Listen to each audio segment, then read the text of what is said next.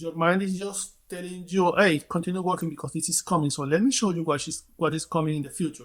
And you just see the car, the house, the dog, the partner. You sit down in there. Sometimes you're manifesting like bring with a chain, like trying to drag something to you. And sometimes you're actually watching what is happening to you in a very close future.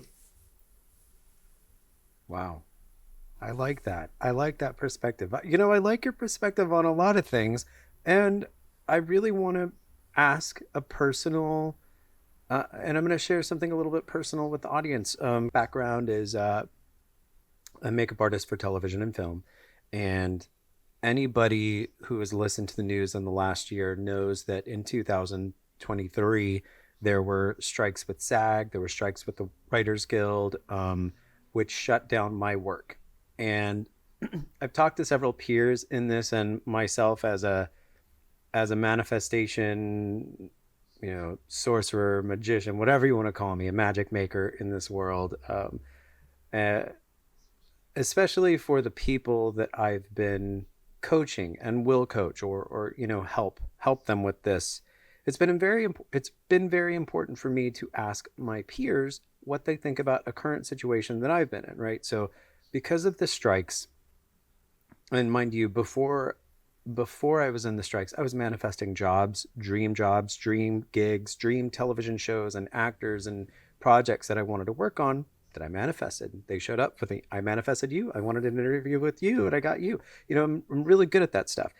But what I've had to try to wrap my head around is somebody who lives in gratitude, who practices gratitude daily, who practices, imagining and manifestation, visualizing, and putting the effort into stuff. When the strike happened, it really put me on my ass financially, emotionally. Like I had an identity crisis through the whole part of it. I'm about to get back to work, and this season of the podcast is going to look a little bit different because I'm going to be back to my usual grueling work schedule, working on sets for long hours and having very little free time.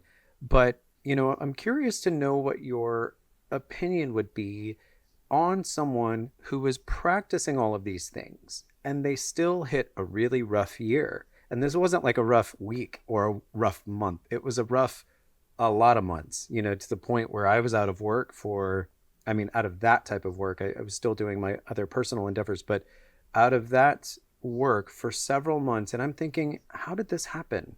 I've been manifesting, I've been generating, I've been doing everything, and then some outside force seemed to not only affect me this way, but I mean thousands and thousands of my peers, friends that have lost their homes, cars. They were in a deep depression, financial ruin. how do i like how do I make sense of that? Can you help me? Can you bring some perspective to this personal situation The of first mine? thing is remembering always not be so hard in ourselves because we're still being humans. We're still being a little bit of the energy of the creation of the whole universe. We continue being magical practitioners. We continue being a manifestation of the spirit of the great creator and everything. But we continue living a physical life in a physical world. And the physical Yeah. rules are over us, like gravity. We can't avoid that just because we are spiritual. That's the first thing. Yeah. The second thing is I always believe in how strong and stronger we become after the obstacles. Because sometimes we never admit when we are in a comfort zone because we don't recognize a comfort zone because we are always struggling with something. This is part of the living process. You always have to carry with something because if not, why you are alive? You always have, oh, I wake up this morning with a headache, or I have this coworker that I don't like, or my neighbor is sick and is complaining all the time. Always we have something carrying on. The fact is, we Yeah. always try to overcome these kind of situations, and life always will put you in a very bad struggle, of which or you quit or you come stronger. And when you come stronger, you sit down in like 2 or 3 years and you can say, oh, I survived that. Because in 10 or 20 years, when people will be talking about all of the situations that happened on 2023 with the writers and the actors, the new generation is like just trying to mock in the situation, saying, "Oh, that will happen. Which will be the consequences?" You can sit down in a more comfortable place and say, "Yes, I was there. Actually, I know how strong is that. I know how to survive that, And now I have like that feeling to know who will survive it and will know who will not, because you just come Yeah. stronger, and this kind of things just give you experience. This in Spanish we say these kind of things give more lines to the tiger. It's just another line that you put in your skin, and you continue walking, being beautiful in the woods, and people see, oh, see the tiger, but nobody see all the obstacles that the tiger overcome to continue being so strong, so furious, this beautiful, dangerous hunter, which is the tiger. And nobody will see the obstacles, but you know that you become stronger, you become smarter, you become happier, you become more powerful and able to not just continue doing your work and doing it better, but also to take precautions and also to inspire other people in the process. Like for example, when um, the situation or the trigger to make me come to United States was literally not because I was in my comfort zone. When being an immigrant is a situation that I literally don't wish to my worst enemy, to anybody who wished me bad, because being an immigrant, especially in the United States, especially during COVID, where when migration was literally broken, and especially during certain political conflicted times that we had with migration 4 years ago, I don't wish that Yeah. level of stress, anxiety to anybody, because it's a struggle that you can pass. Sometimes you go to the doctor and you literally say to your doctor, I have 5 days without sleeping. And now you see that like, oh, that was 6 years ago, 8 years ago. How I can overcome that situation so positively. It's not just because I sit down and wait, it's because I move myself, and like you did, you just continue working hard for all of this situation. Yeah. A lot of people just will accept it. You not accept it. You say, okay, I will take the best that I can from this thing. I'm gonna take this stone that is so hard, and I'm gonna push a lot of pressure over this stone, and I will end having a diamond in my hand. And nobody will know how I have this diamond, but I know that this diamond was a rock, a stone that was over me all this time. When I came to the United States was because the situation in my country was super difficult to live, continuing. But in a certain moment was like, or we just escape or we die here, because we literally have like the water here. And we just Yeah. emigrate to United States because the situation happens. And now I see myself like, I remember all the memories of how difficult was the time, and are stories that I continue at my age not being able to say to people this that happens to me in there, because it's just too much drama, too much trauma. That I just like, let me just close the chapter and embrace the stronger, smarter person who I became now. And I will embrace in the next generations other people who come for the same situation. And when they come to me saying, this is too hard for me, I will be able to say, I was in that situation. I know that you feel that it's very hard for you, but I'm pretty sure that you can overcome that, because I know that for experience. It's not just something that I say. It's not just words. It's literally the experience telling me you will overcome the situation. In your scenario, you overcame the situation, and you will be in that position very soon.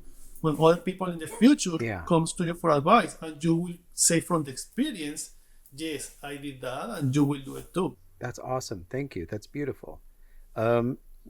Talking about experience, right? And experience and resilience is making, part of the earthly lessons, right? Yeah. And the soul experience and the soul contract, and part of the reason why we're here. Uh, that's a lot of noise for the brain and the eyes and the ears and the heart and the spirit and the emotional heart. Um, all of that gets processed in our human brain, which leads into the next topic of dreaming. When we're dreaming, and I've been loving your book, Dream Witchery. I'm not finished yet, almost finished, but guys, you have to get this book. And the first thing I'm going to say is, where the hell was this book like 20 years ago? First of all, That's the because same I question used I to, did. everybody, where was this book? I'm glad I have it now, but I remember struggling. I mean, I've always been a big dreamer. Dreaming, sorry, dreams have been a massive way for how my locked up intuition and intuitive, spirit has tried to communicate with me. And I just thought it was because I was creative. I'm having dreams about zombie apocalypses, like a video game, and alien invasions, and really fantastical, crazy dreams. And now I look at them a little bit differently, especially after reading your book. But we get a lot of noise in our head, a lot of processing. And psychology will tell us that, sometimes dreaming is a way for our brains to process information. Mystics will tell you that dreams are a way to receive prophecies and listen to your intuition. How can you tell the difference? Is there a way you can, share a tip with us on how we can understand the difference between noise versus like a meaning? It's like when we were talking before about science. Remember that your physical body is not just hosting your physical entity; it's also I have a message here. Sorry, it's also hosting your spirit and your own whole energy at the same time. Your whole body Yes. is hosting all of this: your spirit, your soul, your memories, your brain is a lot of information. The beautiful thing about It is. dreams is that when you go to sleep in the night and you in some way shut off your brain, according to science, your brain continues working practically at the same level that during the day. It's just that your senses are like turned off and you just fall asleep and your brain is doing the whole work to process the energy, to process the information to receive, not just in the last 24 hours, but sometimes even from 72 hours before to sleep, you continue recovering information that your brain is like, oh, this happened 2 days ago. That's the reason why sometimes you wake up in the morning, oh, I have this song that I can take out of my mind. And it's a song that you listen for just 3 seconds, like 3 days ago. And your brain just processes that information right now. And you wake up like, oh, I have this song, but I don't remember when I listened to this song. And you were, I don't know, walking in the subway and somebody with very big headphones was listening to the song, and you just catch a little bit, and your brain is trying to process that information. When you go to sleep, your brain is doing all of that work now that your senses are trying to not receive more information when your body is resting. Also, your spiritual entity, your whole energy body, is trying to overcome the whole grid of the day. It's trying to, okay, in the same way that you receive a lot of information physically, your spirit have a lot of interactions with other energies and entities and spirits around your workplace, your home, Yeah. your garden, the street, during all day. And now that you are sleeping, your brain physically, mentally, spiritually is trying to process all of this information. And you have information from the physical world and from the spiritual world both at the same time. So, yes, it's a lot of noise. The thing is, if a message is too important, this message always will break the noise. You will catch like, oh, I have this dream last night. I remember this scenario, this place, this person. But I have this kind of insight of this situation, like very peculiar, and you will have like a feeling like when you find somebody in the street that, oh, I recognize this person. You have between many dreams, many nights, you catch every night something that is important because your physical body is like, oh, this is more to archive. This is just more information to the folder. But your spirit is Yeah. saying, this is the information that you need. This little part of all this folder is what you need. So that's why multiple times you wake up in the morning and you don't remember what you were dreaming. Medically talking, you always will have a dream. Your brain is always processing images and sounds and everything that you process during the day. But what do you remember during the next day is because it's very important for you. That is your feeling holding, like, please pay attention to this because this is important for you. So even if you remember in the morning something so simple like, oh, I was drinking tea with my auntie who passed away 10 years ago, just that, that is a very important message. Your aunt is probably trying to communicate with you. Your aunt is trying to share the tea with you, is trying to tell you something. Maybe you pay a visit to the house of your auntie, and when you are in there, you catch something. Somebody says something to you. You receive some information. Somebody says, "Oh, before she passed away, she left this for you in the house."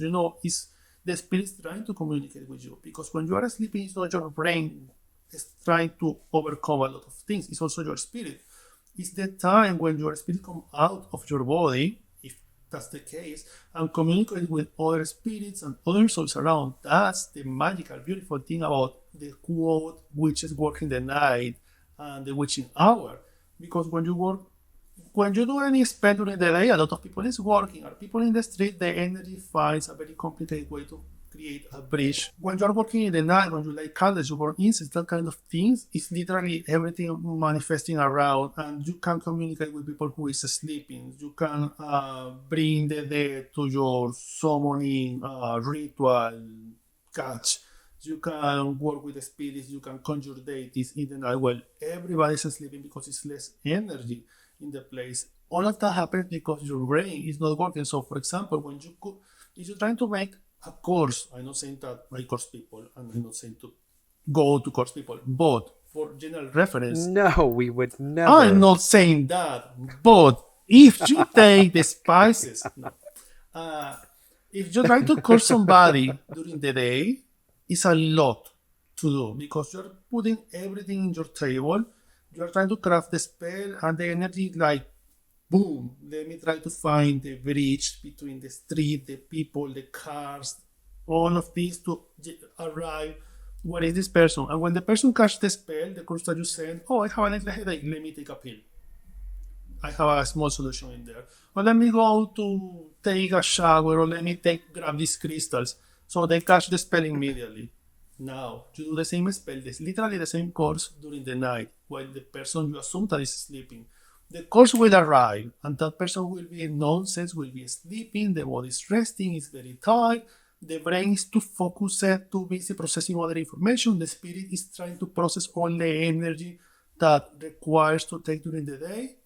The course arrive and you wake up in the morning like, oh, I had this very horrible headache. Of course, because the course was working on you for 8 hours. Now you will not cure that course Wow. just taking, just grabbing some crystals and some water, because the course literally impregnated your body for hours while you were resting.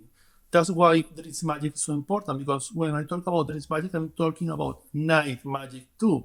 That's the reason why in the book we have all of these how to create a dream altar so you can have an altar working for you during the night while you're asleep. Why we put some amulets and charms under the pillow while we are sleeping? Because it's the moment while we are in some way more vulnerable. Because when you go to sleep, you take your jewelry, your necklace, your protection spells, you take everything, all of this out of you, you put it in your pajamas, you go to sleep, you don't have any protection around. You even say good night to the spirits, so the spirits assume that, oh, you don't need me here. Let me take some distance so you can rest, because if I am very close to you, you will feel me and you will not be sleeping because you will feel this anxiety around. You fall Yeah. asleep and any curse or a spell coming from someone else just catch on you. That's the reason why you put a dream altar in your room, or you put some amulets around your bed or under your bed, or you put some kind of specific plants or herbs or crystals or charms under your pillow or inside your pillow, or you craft a protection dream pillow. So you literally sleep over your protection spell, and any curse that comes to you just go back in reverse to the person who said that. Because it's a lot of things happening when you're asleep. It's not just your body resting, it's your mind processing emotions, information. It's your spirit also processing all the things that you don't see with your physical eyes. It's your spirit. Oh, I interact Yeah. during the day with all of these deities, energy beings around, in the street, your co-workers, your boss, the person in the bus, the conductor of the Uber, and your spirit is like trying to cleanse at the same time of all of this energy. Interesting. You know, that's really fascinating too because I love working magic in the daytime. Like I love you get me in the middle of the afternoon. I love doing ritual work and ceremonial things during the daytime. Why is that? Is there a particular reason? Because I always feel strong in the daytime, in the light. I also do like working at night as well, but I just always feel so connected to the sun. Is that weird? We have, when you're a Maya practitioner, remember you're always plugging into something.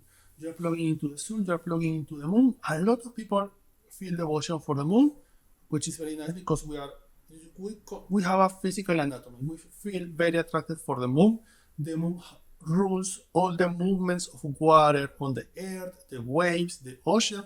And we, being physical beings, a big part of our physical human body is made of water. So when we see the moon, our body just have this little reaction immediately, like this is mother. It's like when you are inside, when you are a fetus inside of the Yeah. body of your own, inside of the womb of your mother. It's just that reaction that you can't explain. You just feel in some way safe. You can be walking in the woods at midnight, totally alone, and it's very dark. But you see the full moon in the sky, and in some ways you are like, I feel like I'm breathing. This the place continue being dangerous, but I feel more stronger now. It's just something that you can't explain. It's just in there. Yeah.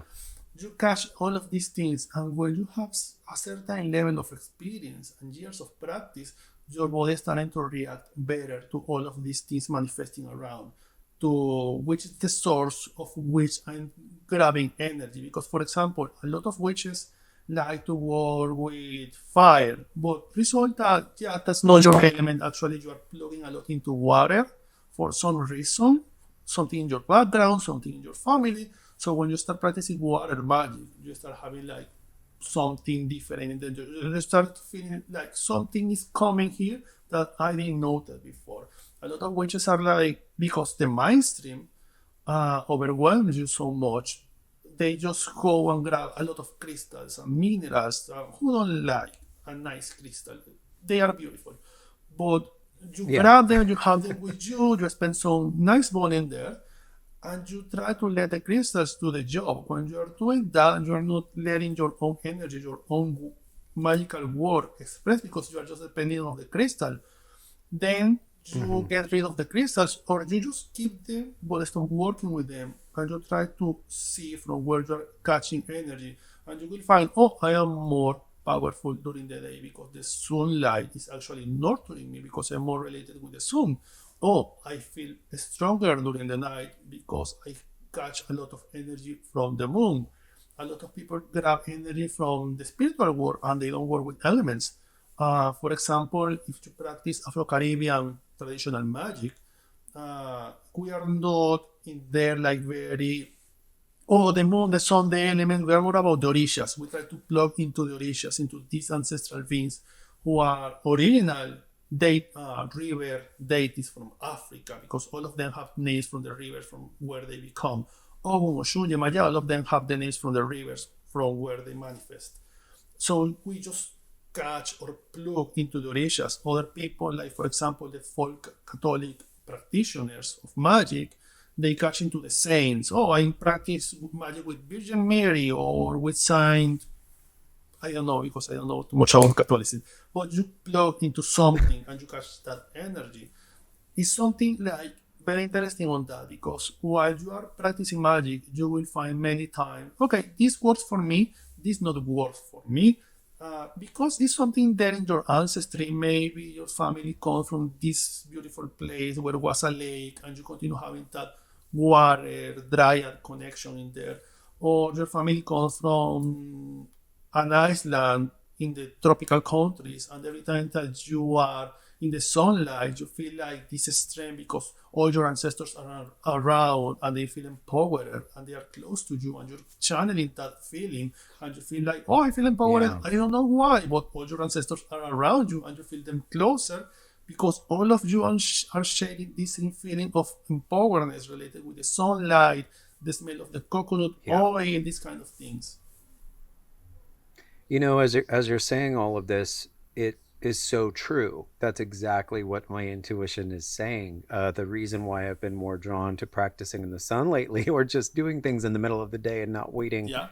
for the sun to set and the moon to rise, is because I'm in a phase of my life where I am now bringing this to a professional platform, where I'm now not working in the shadows. I'm not just taking clients on the weekend, in the hush Yeah. hush and don't tell anybody that we're doing this. I feel like I've fully stepped into the light, so to speak. So, yeah, it absolutely makes sense that I now feel comfortable practicing whenever the hell I want because I'm not in the shadow anymore. I've come out of the closet, the broom Exactly. closet, so to speak. Yeah.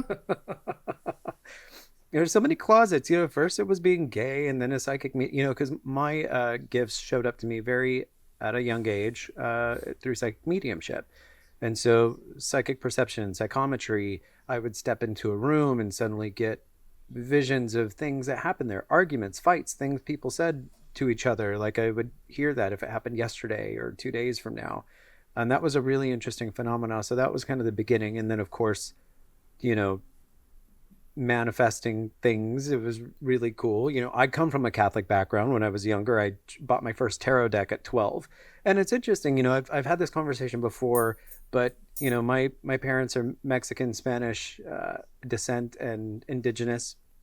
And so our ancestors practiced quite a bit of Yeah. things and they hid it under Catholic practice. You know, brujeria, curanderos, curanderismo, black, you know, well, I don't know about black magic. I know it's there, but I don't know the depth at which, but my ancestors have had their hands in quite a bit of spiritual practices and work. And my mom and dad are very Catholic. So when I was kind of finding my energy drawn to this aspect of reality, they were like, "What are you doing? That's the devil. It's bad." I remember my mom tried to throw away all of my Buckland, you know, and Cunningham books and, you know, Silver Ravenwolf and all of the those old original witchcraft books. And, you know, she would find them under my bed and she would throw them away. And I just thought, you know, whatever. But it's funny how it found me anyway, you know, and it made me practice and it made me learn. I think more than anything, I just love being able to interview people like you and get your perspective because our practice really is so powerful when we own it. You know, it can be whatever it needs to be for us in this journey. I feel that faith, spirituality, religion, um, belief systems, that's really what they're here. They're here to serve Yeah. us. And we're doing ourselves a disservice when we're not stepping into that ownership, you know? Yeah. Something about this is that first, my mom had that same face, not because we were Catholic, but we come from this Afro Caribbean practice. And when she discovered that I was like trying to dive into Wicca, she was like, "That's a white people thing." Uh, I love it. that face was, other guys at that age are trying to be emos and listening rock or trying to discover new things in life. I don't know, drugs.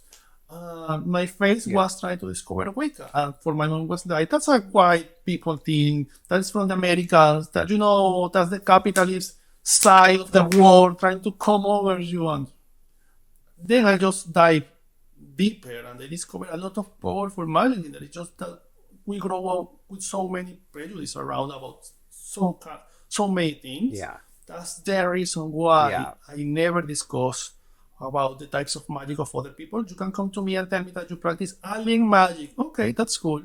Got it. If it works for you Yeah. and you're happy, really not my concern. Because I'm not, Yeah, there's people that practice spells and from Harry Potter or the movie The Craft or any yeah, kind of like, you know, fictional or comic books and stuff. You know, is now people's creative space to create their own magic. yes, It's very funny. And too, you know, you were talking about, you know, Wicca and that being a white people thing, and now I joke like all the Caucasian spiritualists here in America just want to go down to South America and do ayahuasca. yeah, So it's kind of yeah, funny. and it's not really a big thing for us. It's something that we just do for the tourists. It's like, okay, you want to try that? Oh, got it. Okay, if you pay, Let's get you high. Let's pump all the psychedelics yeah, in you you and come here give you because an experience. I worked for 3 years doing it. We have this joke between the core circle that was like, do you think that you are healing all your traumas, your ancestral traumas, and your own physical illness from all the chemical products that you are consuming just because you travel here in your expensive airplane and you are paying for this to do it one time and come back to your country with a selfie? Oh, I just did ayahuasca. I'm so cool. Good for you. Um, something about the No, yeah, yeah. something about the prejudice of the is that I always respond. It's my phone. No, I'm sorry. It's something that a lot of people have this kind of Can you prejudice. wait? Can you repeat that? Because I think you said something that. Something about the prejudice that we have. Oh, okay. Yes, it's my phone that is receiving a lot of notifications right now, and it's just cutting me over and Okay. over. Um, Something that we have about the prejudice on magic is that everybody is trying to have this kind of fight to see which kind of magic is more powerful. I am Wiccan, so I am better. I am Santero, so my practice is better. It's some kind of validation that they are trying to look around. I come from South America. From practically comes like 80% of the Afro-Caribbean established systems of magic. Lukumi, Candomblé, Santeria, Yoruba, not just the language, but also the practice of Yoruba, Macumba. I mean, we have all of these Abaqua. We have all of these practices in some way born in there from the influence of the African slaves who comes to America not willingly. Yeah. I have worked with Orishas for 20 something years. If a white person just discovered yesterday that Yemaya exists, and this white person comes to me and says, I want to work with Yemaya, with 20 something years of practice, I totally sure not the person to say to you that you can respond this call. Because I'm not Yemaya, I'm not Orisha, I'm not a god, I'm not a deity, I don't represent them, I work with them. And if the Orisha make any kind of call to you, I am not the person to say to you, not. Because we have this kind of prejudice. Oh, you are a black person, you need to practice this. You are a white person, you can practice that. I will never say that to anybody. Even I have my own prejudice about certain things of practice, but I always clarify to everybody I'm just another human being. I practice with the Orishas, I work with my gods and my deities, but I don't represent them, I don't talk with them, and nobody's here to talk about them because any of us here is a prophet, choose by the Orisha, by some kind of prophecy, nobody here is that. So you come to me and say, I just find tonight a strong connection with this Greek deity. Great, just try to take the time with humility to read all the books, to read all the sources, to inform yourself very well, and don't appropriate it like it's your thing. Just be respectful about the practice and make it your own thing, your own practice. Keep it in there for you. Don't turn yourself into I am the represent of this deity in the world, because we have that kind of people. We have like British white person who says, "Oh, I am the representative of La Santa Muerte worldwide." You are not. Sorry, you're British. It's not. I don't want to sound racist, but you're not. And it's that kind of line that we try to don't cross, but at the same time, it's trying to be respectful with everybody. If you come to me and say, I just discovered Telema, great, try to inform yourself. I just discovered Wicca, inform yourself. I want to practice Santeria, inform yourself. Buy the book, take the classes, listen podcasts, hang out with other brojos who practice the same things, and see if this is really your call or it's just a feeling that you have because it looks pretty. That's one thing that people need to do, because we have a lot of prejudice worldwide, because we live in a very complex society that, as we clarified before, we try to make everything very complex. And something that I learned coming to United States, one thing is that when you are a practitioner all your life and you travel to another place, it's all of these feelings and deep conversations that you have with your high priest, with the priestess, with the community, how you want to practice this in there. It's that kind of deep conversations that everybody brings to the room all the time, don't care how uncomfortable everybody will be. And it's, you will take your altar and your stuff there because you need to take all your stuff with you. And when you arrive in another country, one of the first things that punch you very strong in the face is when you're so arrogant to pretend that because you practice 20 years in there, here the spirits owe you something. And they are like, no, baby, you are new here. We have more than that you're here. This is our land. We rule this land. You are the new one. You need to owe us some kind of respect. So you start learning the language because, for example, if I'm going to try to honor the spirit of the land in the United States, I'm going to try at least to talk in English to connect with the witches of the new world, and then I will try to learn at least some basic words in the native language of the land where I am, so I can honor the spirit and the deity of the land who continue being in the place. Don't care in, the colonizers arrive and a new religion, yada yada yada, but the spirits and the deities are still here. Work is over. Thank you. Sorry, that was Google. The spirit is still in the land. For example, in the house, we just moved here recently, and we have this very big patio. And when we were praying for the documents to manifest, to sign out, for the bank to say yes, one of the things that I promised to the place was when we visit the place, I really like this patio, I really like the house. I say to the spirits of the place, if you consent me this place, I promise I'm gonna make that patio all about you. I'm gonna try to find the native plants. I'm gonna try to find the native elements of the place, the native energy.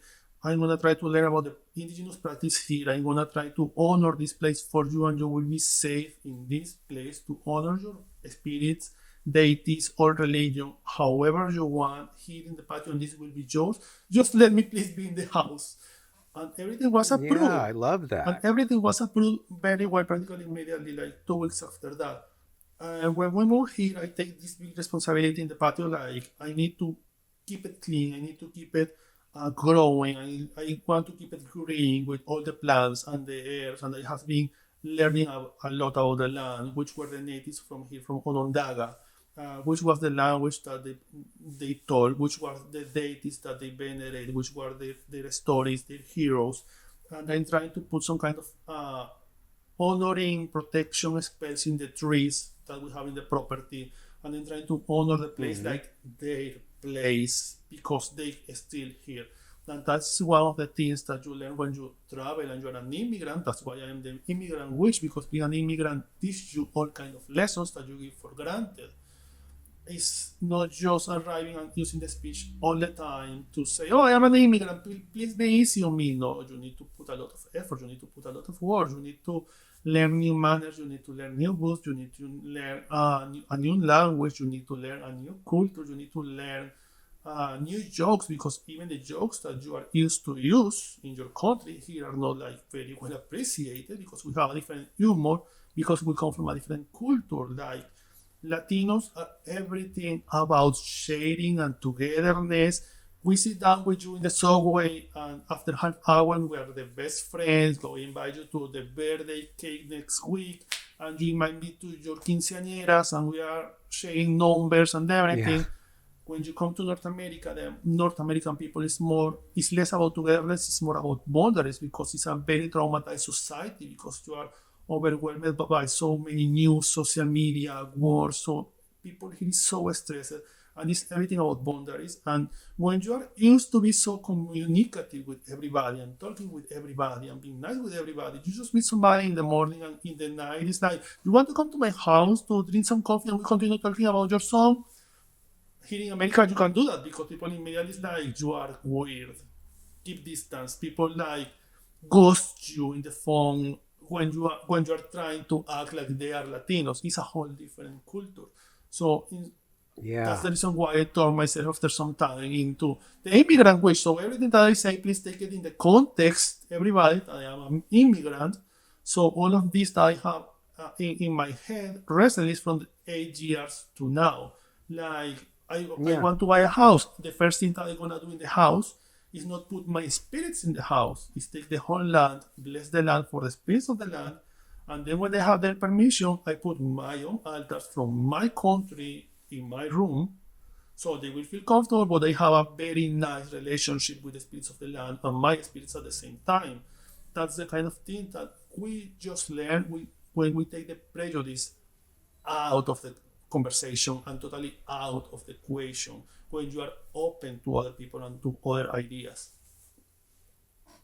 Absolutely. I back that 100%. I do that in my practice as well. And you know, I have been contemplating writing a book or two, and I currently live in Hollywood. I live in North Hollywood actually, and one of the biggest things that I've incorporated since I moved here, and it's the first time I've ever, again, I'm kind of just laughing at how I wasn't incorporating this sooner, because I've always been somebody very in touch with, I travel to different places for work, and sometimes I'm there for almost half a year or a year. And it has to become my home. And I always thank the land, and I always thank the spirits of the land, for, in hopes that they accept me wherever I'm at.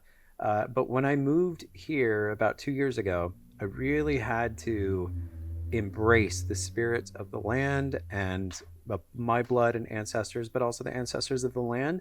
And I really saw things change for my relationship with my neighborhood, where I live, my apartment, the neighbors in my apartment complex. And it's been really beautiful, just something small and simple, like respecting and appreciating where you are and the space that you share can be a really powerful and impactful thing. And I think it's not something that a lot of people don't practice. You know, when they're practicing their gratitudes, or they're driving to work, or they're on the subway, or when they're thinking, well, I'm grateful for this, I'm grateful for that. I really hope that people look at being grateful for just the space that you share your life in and on this planet.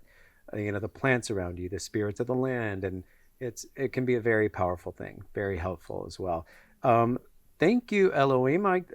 I'm so glad I got to chat with you. And now the big thing is going to be, do I turn this into a two-part episode? Because I got so many great bits with you. Um, as we close, is there any bit of wisdom that you would like to share to the listeners just discovering you now? Okay, new listeners. Hi, I am Elohim. First, stay well, stay safe, stay kind, stay wild. Second, please continue supporting this podcast and any other podcasts and bookstores that we have, Oh, because we don't have many metaphysical, magical places or spaces dedicated to us. Creating these kind of spaces takes a lot of time, effort, consciousness, work, money, and a lot of time. And if something that we human beings value a lot, it's time, because we don't have too much time in this life. Every minute, every hour, every day amen. dedicated to the edition or production of a podcast or the creation of a magical store or a botanica is a lot of work. So if you can support the Yeah. podcast, if you can share the podcast, share this episode. You didn't like this episode? That's okay. Look another episode that you like and share it with everybody in your socials, in your WhatsApp, in your states, in wherever you can share it. Because that's how we grow. We don't grow just watching other people doing stuff. We grow as community, as people, as human beings, when we support each other. Okay? And stay well. You're gonna make me cry. Again. Thank you so much for that Thanks to humble you. blessing. I'm going to call it a blessing, and we have a great crew here. And I'm so happy that you could be here, and I can't wait to finish your book and read the rest of them. And I hope that if you do another book or do another project, that you will come out and support us again. You mentioned an event you have coming up. Can you tell us where we can find you and your event that you have coming up that people might want to partake in? People will have our sorcery hour coming in May. Our sorcery hour, our hour of sorcery, is an event that we create a year ago with a very small, nice group of people, BIPOC and trans practitioners. We have a very nice, tight but very good budget for our guests. The idea of this event is that many events are not accessible for everybody. We are not entitled to ask you to assist to all the events, so we create an event equally for everybody where the presenters are paid for their time and their dedication, but also the tickets price is like super slow, it's like a coffee. This event is virtual, it's happening in May, it's via Zoom, so you can watch it from your phone, you can watch it during the day, you can watch it in your computer, and you can see the recordings after if you buy the ticket. This will be happening in May, and the tickets will be available in like 1 or 2 months. Just for now, look around on Instagram and Facebook, on Threads. We have a lot of information about the events. We have a very nice lineup of presenters coming this year, including trans practitioners, people practitioners, Latino practitioners, Hispanic practitioners, Black practitioners, Romani practitioners, people from every place, because representations matter and diversity matters a lot. And the host of the event is me, and the producers of the event is a very nice crowd of trans, BIPOC, Romani practitioners who are trying to make something diverse for everybody and accessible for everybody. Thank you. Thank you. I really appreciate you being here. And everybody, please remember that if you do go along, which I highly suggest, and you purchase any of Elohim's work, make sure that you leave a review. We need reviews. Go find his pages. I'll put all of the links to his books. Do you sell your books on your website, or is it through another. Stores, you can find them on Barnes and Noble, wherever you prefer to buy them. Okay, guys. So yeah. I mean, are they sold in Barnes and Noble Yeah. stores, like at the brick and mortar Yep. store? What's the best way that we can support you? Would it be going to a bookstore like Barnes and Noble, The or any the way? best ethical way is find the book in a bookstore. If you can't travel to the bookstore, you can buy the book on bookshop.org, and they will find the book and send it from a local store to you because bookshop.org do that.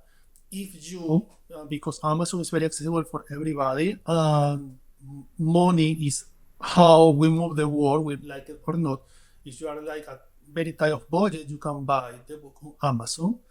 You can buy the Kindle edition if you like read ebooks. You can buy the audiobook, which is available to on Amazon and Barnes and Noble. I always suggest try first the bookstores. If they don't have it, look on bookshop.org and they will send you the book from a local store. I love that. I actually, so I told you that I was packing to go. I'm going to be Yeah, going to film a TV show in Texas for a few months, and I already, I started looking at the bookstores because a lot of brick and mortar bookstores are yeah, closing. I know that some of the Barnes and Noble bookstores have been yeah. closing, so it's we want to support you in the best way we can. But Elohim, thank you so much for Yes, being thank you. here, and I can't wait for the day that we get to do it again. Yeah, thank you so much.